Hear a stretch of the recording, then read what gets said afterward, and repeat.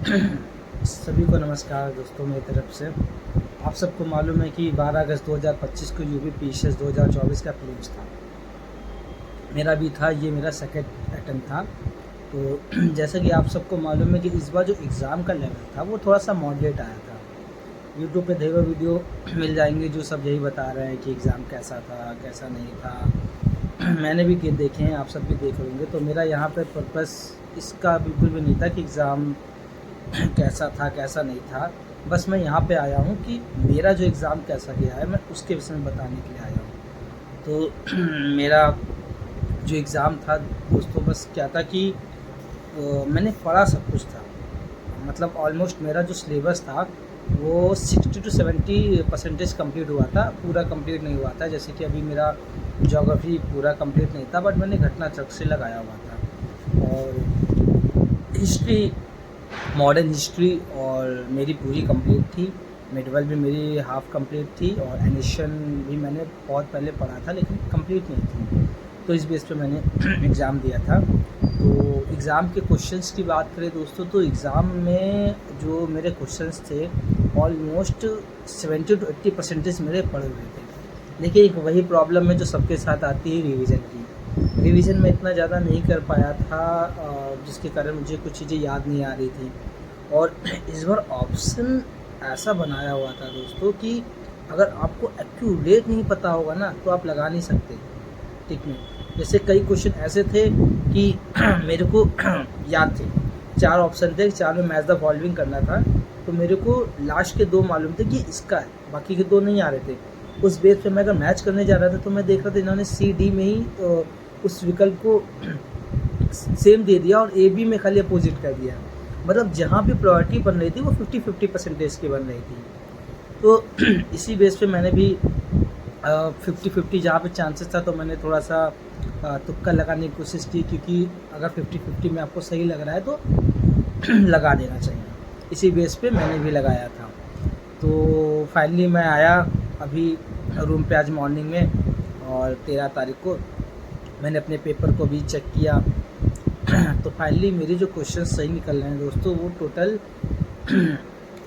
60 question मेरे ठीक सही हैं दोस्तों। 60 क्वेश्चन थे, रॉन्ग थोड़े से हो गए, 30 के अप्रॉक्स में रॉन्ग हो गए मेरे। लेकिन मैं ज़्यादा अटैम्प्ट नहीं कर पाया था क्योंकि मैं कोशिश कर रहा था कि निगेटिव जो है मेरे कम हो। कोई नहीं, बट मुझे लगता नहीं कि इस बार मेरा सिलेक्शन हो पाएगा, क्योंकि अगर 120 के आसपास होते तो एक बार चांस था कि इसका प्लेस निकल सकता था।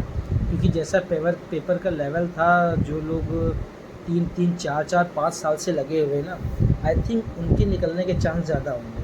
क्योंकि इस पेपर में डिमांड थी एक्यूरेट हर चीज़ याद होने की। अगर आपने रिवीजन बहुत ज़्यादा किया है, कंटेंट भले आपके पास कम हो लेकिन रिवीजन आपने ज़्यादा किया है, आपको चीज़ों को ज़्यादा याद हो जा रही, तो उनके निकलने के चांस ज़्यादा थे। कोई नहीं, नेक्स्ट अटैम्प्ट में मैं कोशिश करूँगा कि आपकी मैंने ये चीज़ सीखी है कि नेक्स्ट अटैम्प्ट में मुझे कैसे क्लियर करना है पीसीएस। आई विश कि अब की जो मैं अटैम्प्ट दूँगा 2026 का, वो मैक्सिमम 80 to 90% चांस है कि मैं सिलेक्ट हो जाऊँ। क्योंकि पहले अटैम्प्ट में मेरे को आयोग का विषय में पता चला क्वेश्चंस कैसे आते हैं, दूसरे में भी आइडिया हुआ। पहले से सीखने को मिला था पहले अटैम्प्ट में कि क्वेश्चंस कैसे आते हैं, दूसरे में सीखने को मिला है कि ऑप्शन कैसे बनते हैं। मतलब कह सकते हो पेपर का लेवल तो जिन्होंने पढ़ा होगा उनके लिए ज़्यादा हार्ड नहीं था, मॉडरेट था, क्योंकि हर चीज़ पूछी थी। आप देख लो, नील विद्रोह हो गया, पाबना विद्रोह हो गया, और ज्योग्राफी से भी नॉर्मल से क्वेश्चन, गोभी मरुस्थल हो गया, सब तो ज़्यादा नहीं, अगर जिसने भी रिवीजन किया होगा अच्छे से उसको आता होगा। तो इतना टफ नहीं था एग्ज़ाम, केवल ऑप्शन का ही सारा खेल था। अगर मैं आपको एग्ज़ाम के कुछ ऑप्शंस की बात करूं, जैसे जो मेरे को मालूम थे लेकिन मैं डाउट में था, आपको मैं बताता हूं। कोई भी क्वेश्चन अब जैसे दोस्तों ये इस क्वेश्चन की बात कर लेता हूँ मैं। कोई ऐसा क्वेश्चंस, बहुत सारे क्वेश्चंस आप कोई भी ले सकते हैं।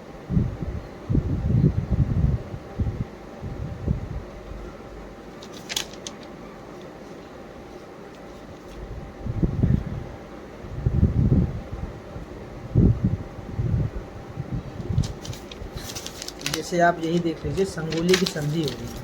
अब पढ़ा था मैंने संगोली की संधि, तो पढ़ा था मुझे 1816 में हुई थी। और जी मेरे को मालूम था, अफगान युद्ध मालूम थे सारे, बट इसमें पूछ रहा है कि इन्होंने संधि के तहत ब्रिटिश इंडिया कंपनी द्वारा प्राप्त किया गया था, क्या प्राप्त किया गया था। अब मैं ऑप्शन से कंफ्यूज हो गया था क्योंकि क्या था, फिर भी शायद इसलिए मेरा ये गलत हो गया क्वेश्चन।